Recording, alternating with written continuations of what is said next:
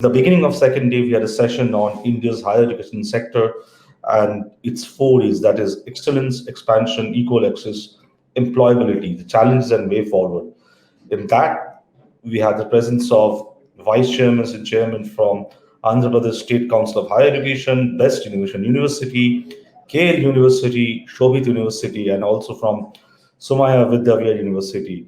And we started a discussion on four E's. It transformed into seven C's, that is communication, compassion, and it resulted into five I's, which ended with innovation. And who better than Mr. Dulles Krishnan, Managing Director, Enterprise, India and Australia, Coursera, can talk about innovation. He'll be giving a presentation on Transform Your Campus for a New World. We welcome Dulles Krishnan. Thank you so much for joining us today. Thank you, Shouvik. Always a pleasure to be with you and with your audience. So without taking much time, let's hand over the session to you for your special presentation on Transform Your Campus for a New World. Over to you, Dulles Krishnan. Sure. Thank you, Shouvik. I'll just share my screen and put up a chart so that people can follow my words and have something to follow with their other senses as well.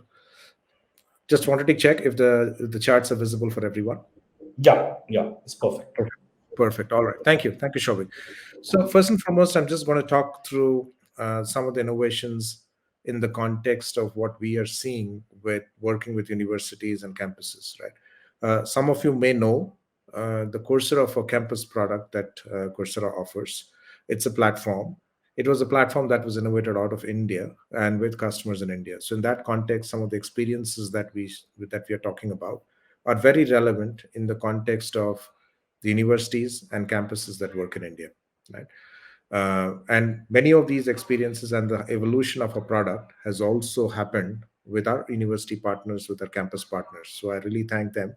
So some of the thoughts that we have presented here is a reflection of our engagement with them, is a reflection of what we are hearing from them, and our attempt in as an education partner to see how we could help transform most of the campuses in our country that is ready for a new world, right? First and foremost, two things, right?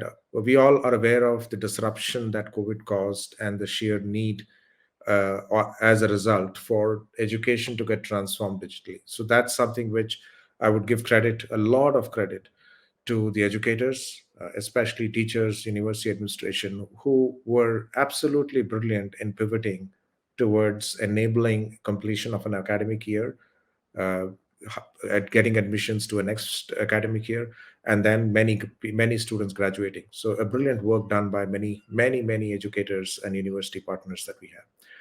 But along with the COVID disruption that in some ways accelerated the digital adoption in the campuses, there was something else that was always been happening, and that is around automation, right?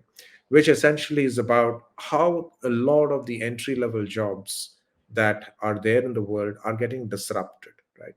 So, and those jobs are getting disrupted by way of how technology is then getting embedded into many entry level jobs, and the base of the entry level jobs are shrinking, right? In the context of how the traditional workforce was.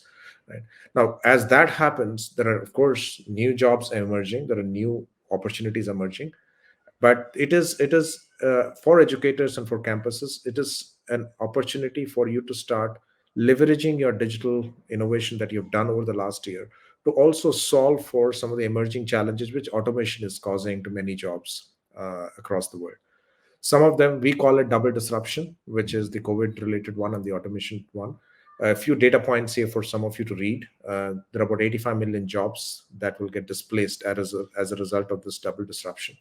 And 40% of the core skills will change for the workers, which means people who know something and have some skills today will no longer be no longer be relevant, and those skills will need to be reimagined, reshaped, and upskilled into and retrained into a new world that is emerging, right?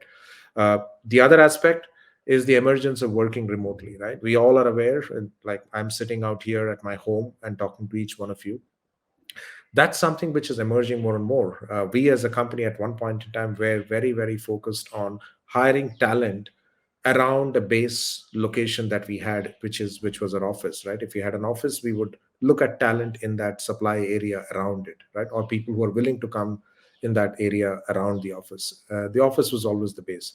But one of the core things that we saw and that worked very effectively was for us was that you don't really need to be constrained by a base location. You could there are many jobs, there are many functions that could actually be delivered equally efficiently, sometimes more efficiently, as long as you had the right talent. So the workforce availability, the talent availability overall also changed, and as a result of the availability of workforce being able to operate remotely, that brings in a set of new challenges along with it, right? And there are other things that you need to do in the context of employee socialization and many other aspects that you need to work for, right?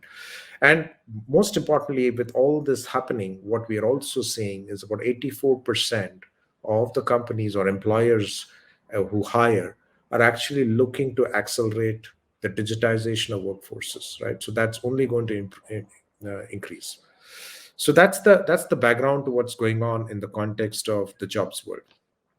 Now, at the same time, if we were to talk to the universities, and these are five things that have broadly emerged. Of course, there are many other things that would come in.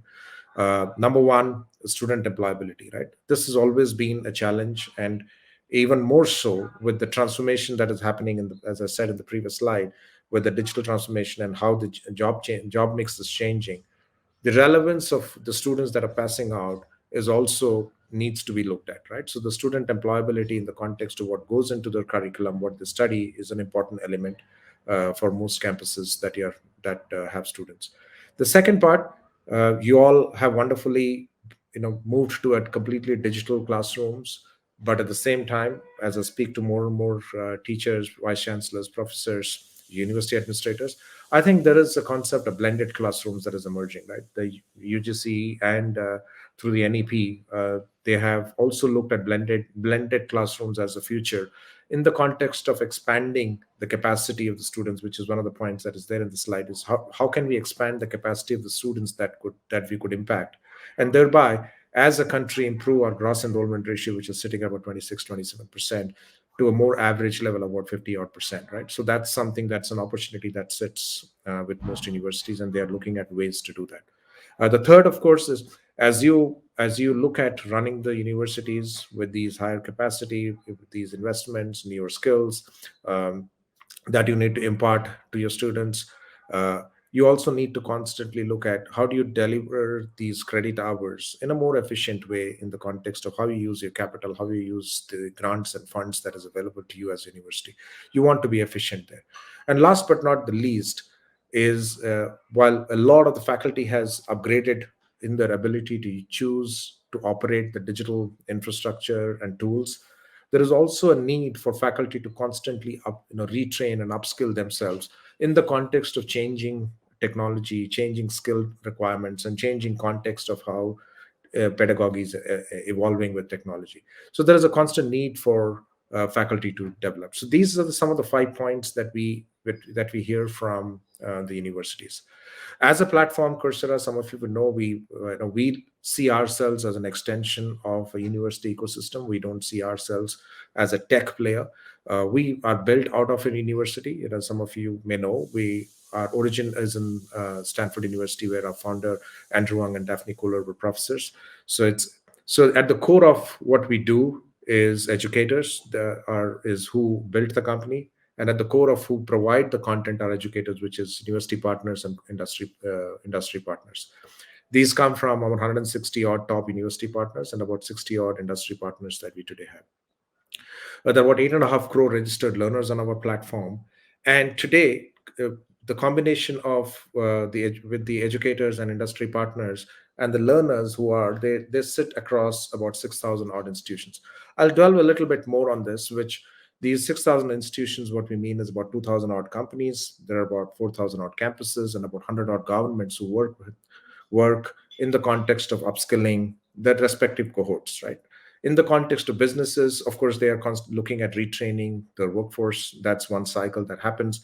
At the same time, they also feed into the campuses and hire the new talent that is emerging out of the campuses. And there is a bridge that we are trying to narrow as much as possible in the context of most relevant skills being generated in the campuses, so that the businesses that are on our platform have ready access to the talent that comes out of our campuses.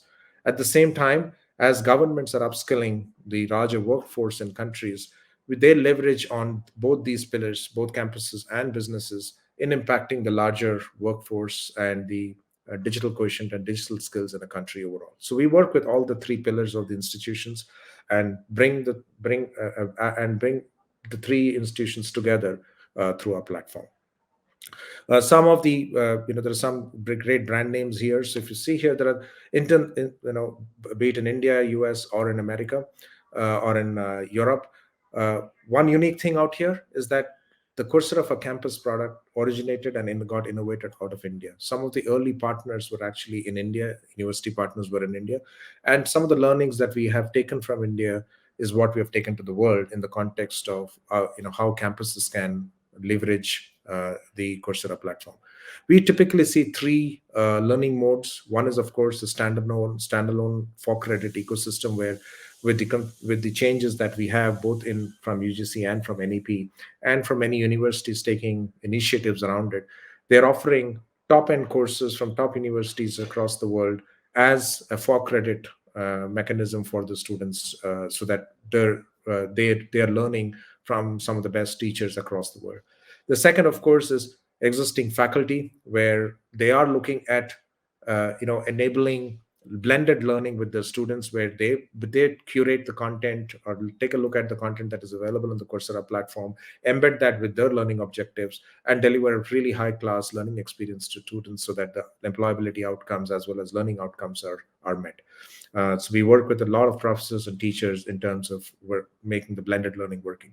What this has led to in many areas is it has given the teachers and faculty more time to focus on research and other aspects of mentorship with students, which and take away some of the aspects like a course delivery or a simplified assessment and stuff like that can be automated using the platform. Right. And the last one, of course, which is the emerging concept, and it has been spoken recently in the context of NEP as well, is the enablement of multidisciplinary learning. Right? How do we enable an liberal arts English graduate to learn data science or digital marketing skills? Right. Similarly, at the same time, an engineering graduate who has an interest in learning something about music, how does he pick up new skills? Or across all the student domains, how do they pick up new skills around communication, writing skills, new languages, right? So that the learning is more comprehensive, more interdisciplinary as well as multidisciplinary, right? So these are the three use cases that we have. I'll talk about these three elements in the context of how we deliver. One is around the context of building a cutting-edge curriculum. Second is around augmenting the curriculum with job readiness in the context. And third one is around offering an employability-based curriculum. Let me get into the first one. So the way the platform is built, our platform is built around 4,700 odd courses. I think this is something that keeps changing. Some of the latest numbers will get announced in a few weeks' time. These are typically, first and foremost, they're built by universities. So in the way they're built by using university-ready pedagogic systems and processes. So it's not just about anybody who claims to be an expert creates a video and puts it out there. It is built around strong university pedagogic principles of how a course delivery needs to happen, right? So each of the courses typically is in the range of 15 odd hours. A set of courses make a specialization, which could be a for credit course of between 90 to 120 hours, depending on what you do. So there is an ability to combine these courses into specialization. There is an ability to combine a set of courses into a credit, right? And then, of course, as a result of all of that, you will actually see they're university ready, right? These are content as well as these credentials from top universities and top teachers. So that's one key enabling factor that we see that the platform enables, right? On top of that, one of the most important aspects that you're starting to see is once you have the foundational concepts, you also want the students to get hands-on work. So the platform has integrated environment where people can do hands-on projects on aspects, especially in the context of technology, right? So there are hands-on projects that support the courses and the specialization that we have.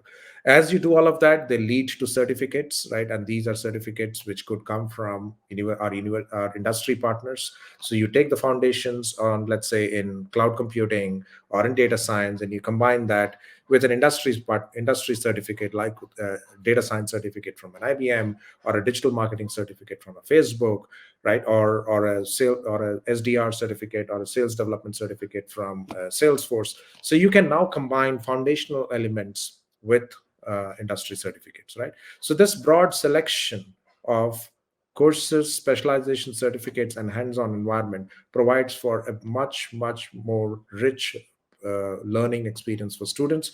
And at the same time, they come from some of the most accepted university brands, not from individuals, right? So let me just take a simple example. I'm a little biased here in the context of taking a computer science, but there are examples that we can do with any university, be it in liberal arts or in other areas of learning. So this is a simple multi-semester program that we have put up for BTech in computer science. And here we are looking at BTech in computer science, and you want to offer an honor specialization, something like AI, right? Here you can see the aspects in blue are where we have blended content that have come from other university partners that sit on Coursera, and that's got blended into your curriculum. And at the same time, the students outside of the core subjects can actually go and attach with emerging skills which are coming from top universities as well as from top industry partners. So this makes the student far more industry ready. This makes the student far more acceptable to the institutions, which is the businesses who are today hiring, right? So that's one thing. The second part, of course, is the combination of professional certificates. Once you have done the core part, you can actually then choose entry-level certificates, for example, a Google IT support certificate, or a IBM cybersecurity analyst certificate, or a data science certificate, or Salesforce SDR certificate, as I mentioned a little bit earlier. You can combine these entry-level certificates that certify you to be ready to do an entry-level job. So these certificates that way make the student job relevant in the context of skills that they've developed. The university has delivered a lot of foundational concepts.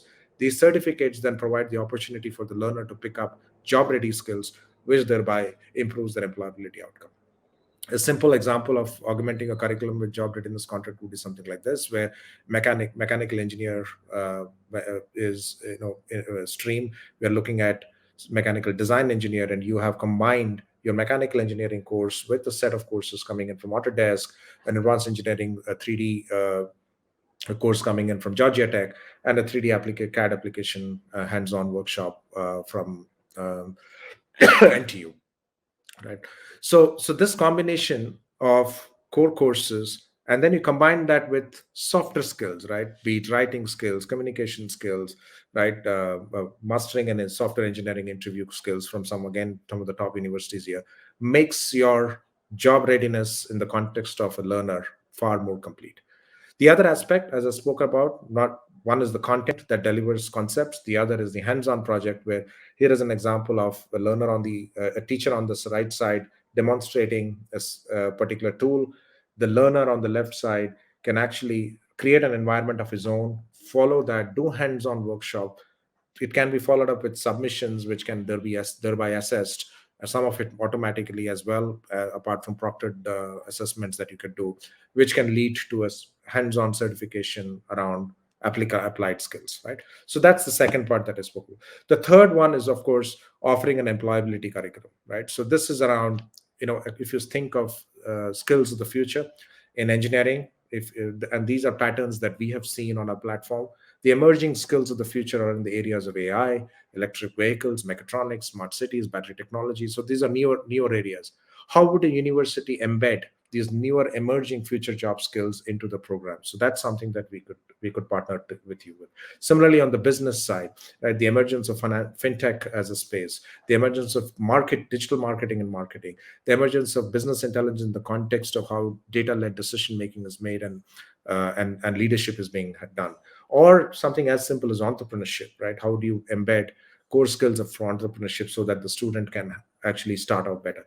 So set of examples here in the context of future skills that are becoming more relevant, and you can actually create career paths for your students that makes them ready for the future, right? So more importantly, as they do that, as a university, you can actually see the proficiency levels of how your students are. For example, for a mobile app developer, it tells you at an entry level, here is what the proficiency that is required. Here are the 4 skills that are important for that.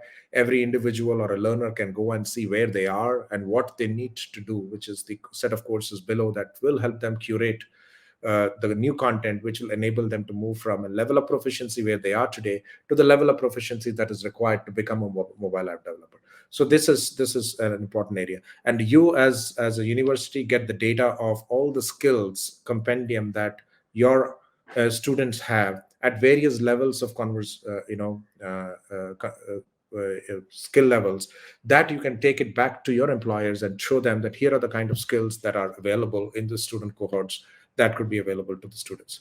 So in short, what we are looking to do is to enable campuses to stay ahead in a digital world. We are looking for this new approach where we could partner with campuses in these 5 dimensions: improving career readiness, enhancing the blended learning capability, augmenting the overall learning experience of the students through hands-on labs, and introducing cutting-edge skills so that your students stay ahead in the context of tech skills.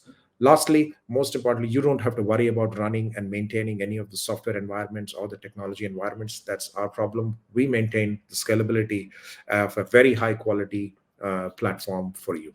So 5 elements to partner with, and we look forward to working with and impacting the lives of our students in the context of the digital future that is emerging for all of us. Thank you so much. Thank you so much. That was Mr. Dulles Krishnan, Managing Director Enterprise Indian Australia Coursera for Campus, and he talked about how to transform your campus for a new world, giving insights what Coursera is trying to do, how they're trying to make an impact. Also, how job relevant courses are there with the new emerging technologies also in the focus. And as Dulles has said, that it's not only a technology company, rather an extension of the existing institutions, and they are trying to just augment the capacity of universities for the youth of the country, where they are ready for the market, I must say, keeping in mind the realities of the new world order. They're more skilled with technology and innovation. Thank you so much, Dulles Krishnan, for joining us for this special presentation on transforming your campus for a new world. And with this, we move to the next panel discussion that will be on no lockdown on learning, unlocking the true purpose of virtual learning environment. Do join us for this session in a minute or so. Thank you so much, Dulles Krishnan, for joining us today.